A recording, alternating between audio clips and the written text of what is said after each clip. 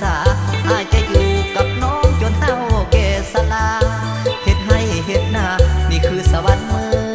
องคน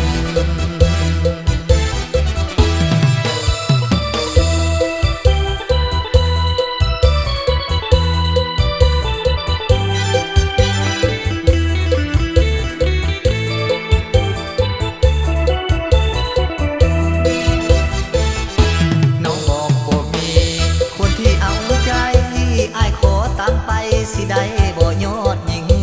จะไปสู่ขอกับพ่อแม่น้องจริงๆอยากเป็นคู่แอบอิงให้สมหน้าสมตาอายุ14พอ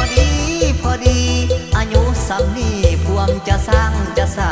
อาจจะ